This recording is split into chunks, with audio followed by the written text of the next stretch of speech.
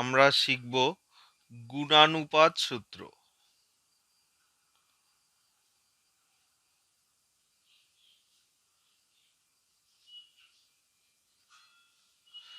Law of multiple proportion.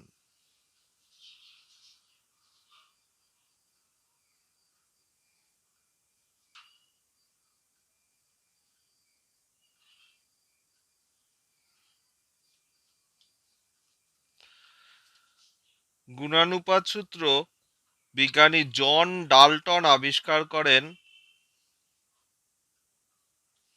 1803 খ্রিস্টাব্দে। এই সূত্রের বিবৃতিটা যদি আমরা দেখি, তাহলে বিবৃতিটা এরকম: দুটি মৌলের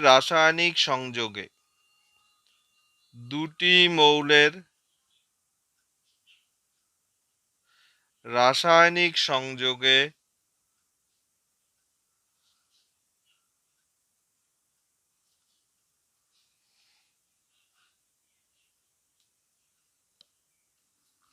যখন দুই বা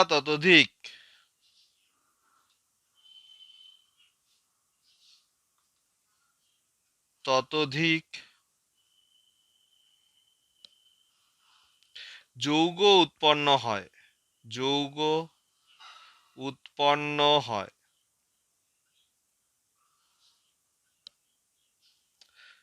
তখন একটি মৌলের নির্দিষ্ট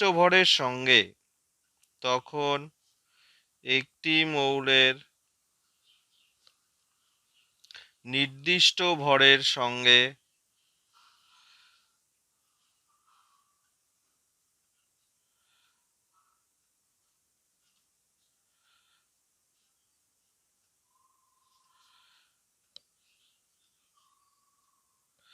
অপর মৌলটির যে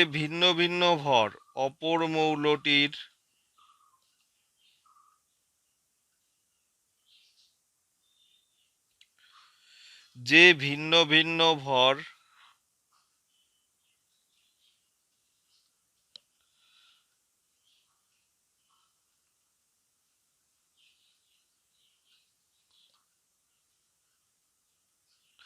যুক্ত হয়, সেই ভরগুলির মধ্যে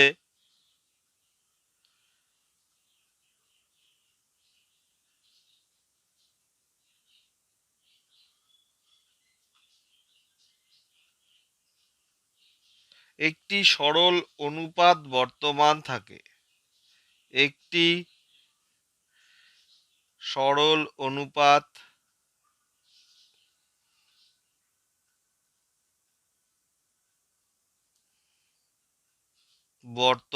থাকে।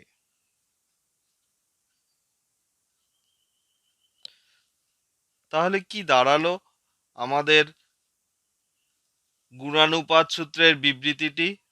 দুটি মৌলের রাসায়নিক সংযোগে যখন দুই বা ততোধিক যৌগ উৎপন্ন হয়, তখন একটি মৌলের নির্দিষ্ট ভরের সঙ্গে অপর মৌলটির যে ভিন্ন ভিন্ন ভর যুক্ত হয়, সেই ভরগুলির মধ্যে একটি সরল অনুপাত বর্তমান থাকে।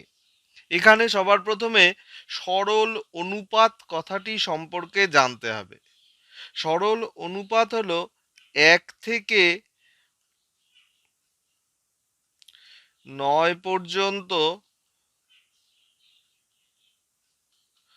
যে কোনো পূর্ণ সংখ্যার অনুপাত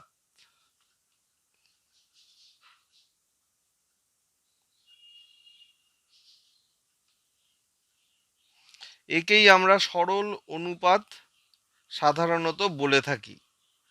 অর্থাৎ আমরা যদি উদাহরণ হিসাবে 1:3 অথবা 3:5 নেই, তাহলে সেগুলো সরল অনুপাত হিসাবে বিবেচিত হবে। এবার আমরা গুণানুপাত সূত্রের যে বিবৃতিটা শিখলাম, সেটার একটা উদাহরণ দেখব। এখানে কার্বন এবং হাইড্রোজেন দ্বারা অনেক যৌগই গঠিত হয়। আমরা চারটে যৌগ নেব: মিথেন, ইথেন, ইথিলিন এবং অ্যাসিটিলিন। এবার মিথেনের মধ্যে আমরা যদি কার্বন এবং হাইড্রোজেনকে দেখি, তাহলে কার্বন এবং হাইড্রোজেনের অনুপাত হবে 12:1:4 ইকুয়াল টু 12:4। একইভাবে ইথেনের মধ্যে কার্বন এবং হাইড্রোজেনের অনুপাতগুলো আমরা দেখব C:H।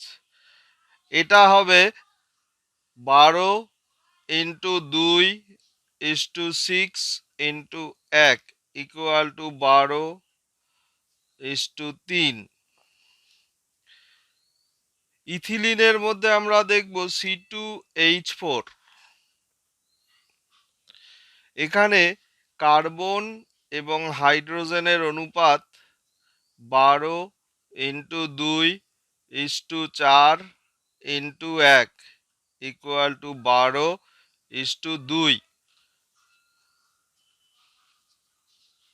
অ্যাসিটিলিনের ক্ষেত্রে C2H2, এই ক্ষেত্রে মান হবে C:H এর 12:2:1 12:1। এই উদাহরণে কার্বন এবং হাইড্রোজেন দ্বারা গঠিত চারটি যৌগের কার্বনের পরিমাণ 12, সেই নির্দিষ্ট 12 গ্রাম ভরের সাথে হাইড্রোজেন যুক্ত হয়েছে যথাক্রমে 4:3:2:1, যা একটি পূর্ণ সংখ্যার সরল অনুপাত। তাই বলা যায় এই চারটি যৌগ গুণানুপাত সূত্রকে সমর্থন করে। একইভাবে আমরা উদাহরণ হিসাবে আরও কিছু যৌগ নিয়ে দেখতে পারি, যেমন নাইট্রোজেনের বিভিন্ন অক্সাইডগুলো যদি আমরা নিই, N2O অর্থাৎ nitrous oxide, NO nitric oxide, nitrogen trioxide N2O3, nitrogen dioxide NO2 এবং নাইট্রোজেন পেন্টঅক্সাইড অর্থাৎ N2O5।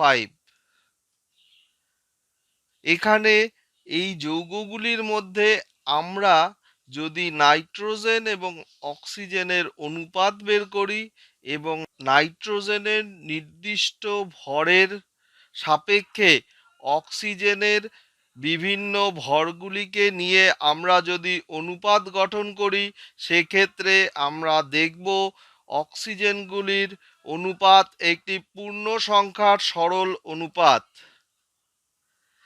একইভাবে কার্বনের দুটি অক্সাইড, কার্বন মনোক্সাইড এবং কার্বন ডাইঅক্সাইডেও আমরা দেখতে পাব গুণানুপাত সূত্র সমর্থিত হয়। সালফারের দুটো অক্সাইড, সালফার ডাইঅক্সাইড এবং সালফার ট্রাইঅক্সাইডেও গুণানুপাত সূত্র সমর্থিত হয়। গুণানুপাত সূত্রের ব্যতিক্রম। গুণানুপাত সূত্রের ব্যতিক্রমে ক্ষেত্রে আমরা একটা উদাহরণ নিয়ে যদি ব্যতিক্রমটা দেখি, সেক্ষেত্রে আমরা পাব কার্বন এবং হাইড্রোজেন দ্বারা গঠিত মিথেন, কার্বন এবং হাইড্রোজেন দ্বারা গঠিত ইথেন এবং প্রোপেন ও বিউটেন